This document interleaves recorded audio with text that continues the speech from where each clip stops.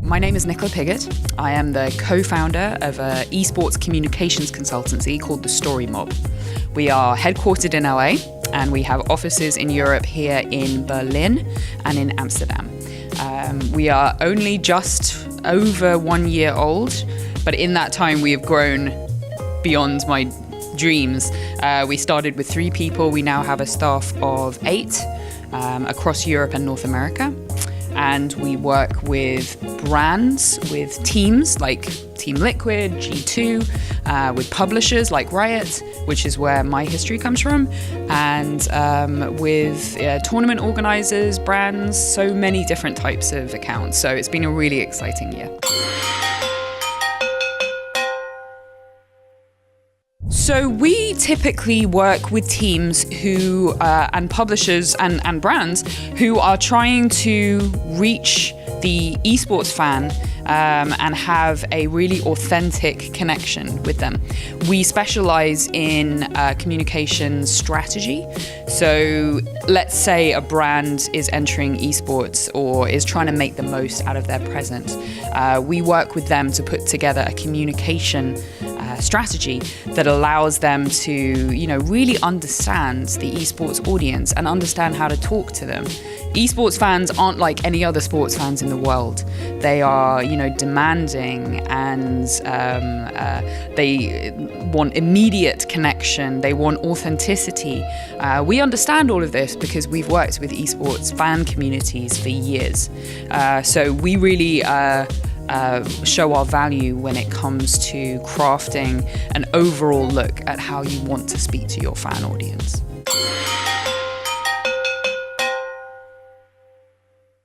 There really isn't a typical esports fan.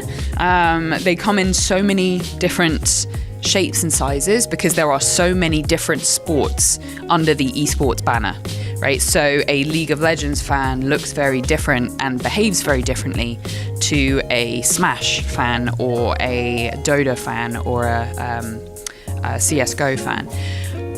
The one thing they all have in common is that they are, so digitally attuned that they receive their information in such a fast-paced and immediate way, which means that they, unlike other audiences, they don't put up with having no information when a crisis happens or when some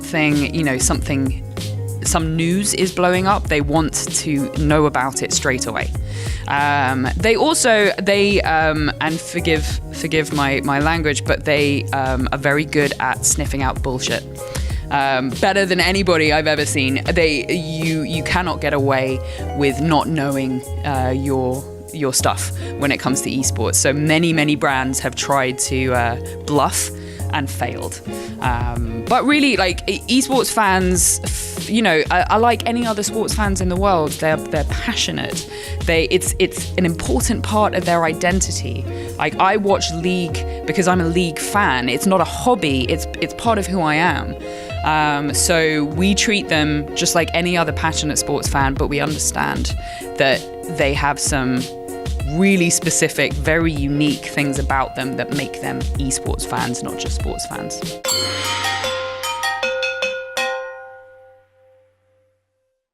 So this year, the challenges for the esports industry are more complex than ever, I'd say. The commercial ecosystem looks very different. The opportunities for sponsorship and for longer term player contracts and for, the kind of player support that we used to dream about in 2013. Big training centers and a lot of time and attention paid to athletes. These things are magnificent. On the flip side, there's also, I think, more caution about spending in the esports area. Everybody is trying to, buy into esports and capture that audience. But, there's concerns that all this spending may eventually either kind of grind to a halt or slow down because the industry doesn't do a great job of talking about its successes in the mainstream. we as a comms group, we're here to try and change that, right? To help esports as an industry talk about, why it's so significant. So this is my first experience with Dojo Esports. I am from London. I'm European, but I am based in LA. So the European market is such an important part of what we do at the Story Mob that we were so flattered to be invited to be here at Dojo. What I've found more than anything is the variety of people that are represented here, from commercial interests and sponsors to people involved with teams to journalists.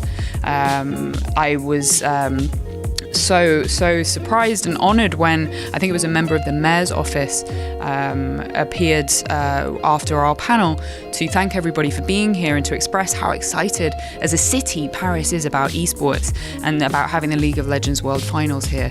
And to me that just shows how receptive and how involved European cities are with esports. So I am honored to be here to be representing our company, as young as it is, and I am so interested to hear what European leaders of esports think about this great year that we're about to embark on.